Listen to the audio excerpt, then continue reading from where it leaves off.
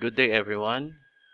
In this video, I will show you an example of hypothesis testing for population mean from a large sample. Example, Del Monte Foods Incorporated, a producer of ketchup, indicates on the label that the bottle contains 320 grams of ketchup. The standard deviation of the process is 0.5 grams. A sample of 36 bottles from the last hour production revealed a mean weight of 320.12 grams per bottle. At 0.05 significance level, is the process out of control? That is, can we conclude that the mean amount per bottle is different from 320? Let us see the information stated in the problem and solve it using the procedure in hypothesis testing. The company claims that a bottle of ketchup contains 320 grams. However, a sample of 36 bottles says that on the average, the bottle contains 320.12 grams. The result of the sampling is 320.12, which is different from the company's claim of 320. Thus, the null and alternative hypothesis must be stated as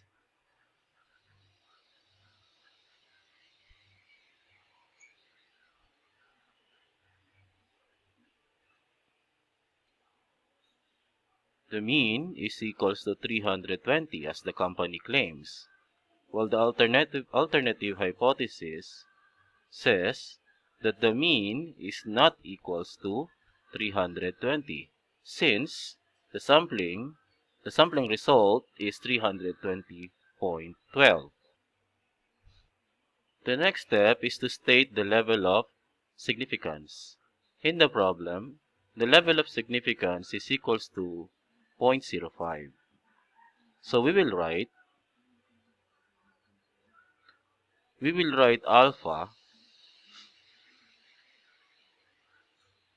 as equals to 0.05. The next step is identify the test statistics. Remember that we have 36 bottles as samples, and 36 is greater than 30. Thus, our test statistics should be Z, which is equals to the sampling mean minus the population mean over the standard deviation multiplied by the square root of n. After we identify the test statistics, the next step is to state our decision rule. The problem is an example of a two-tailed test. Since we specified in the null alternative hypothesis that the mean is not equals to 320. A two-tailed test has two rejection regions. At 0.05 level of significance, our critical value for C is equivalent to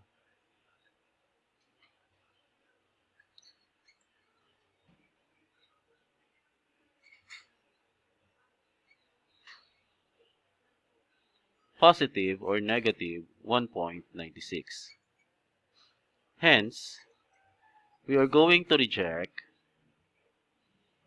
the null hypothesis if our computed C is greater than 1.96 or it is less than negative 1.96.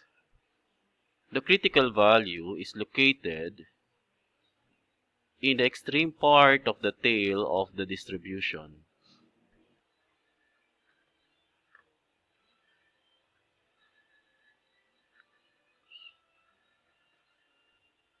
So in this part, we have negative 1.96, and in this part, we have 1.96. If we get a C value that corresponds in this shaded region, which we call the rejection region, then we reject the null hypothesis. If the C value computed falls on this unshaded region, then we will accept the null hypothesis. The next step is to compute the test statistics.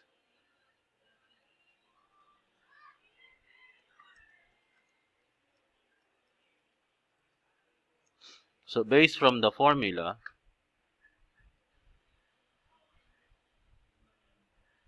we have Z is equals to the sample mean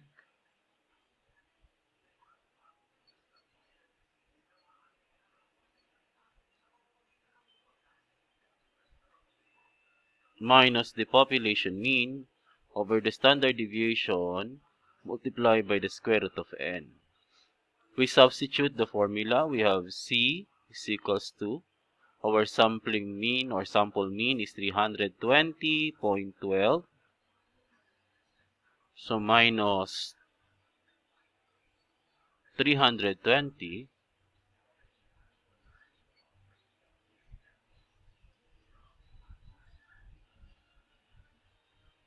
over our standard deviation is equals to 0.5 multiplied by the square root of 36. So this is equals to 320.12 minus 320 over 0.5 multiplied by 6. So again we have Z is equals to 320.12 minus 320 over our standard deviation of 0.5 multiplied by 6. So this is equals to 0.12, 0.12 over 0.5 multiplied by 6, and this is equals to 1.44. Based on the computed value of C, we can now decide if we are going to reject or accept the null hypothesis. For us to reject the null hypothesis, the value, the computed Z, must be greater than the critical Z. And our critical Z is equals to 1.96. Our computed value of 1.44 is less than 1.96. Therefore, we cannot reject the null hypothesis.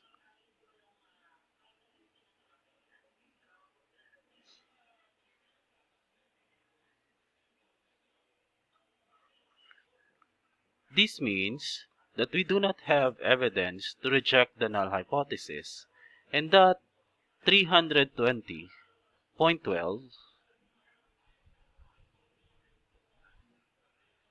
is not different to 320. Hence, the process of bottling the ketchup is still in control.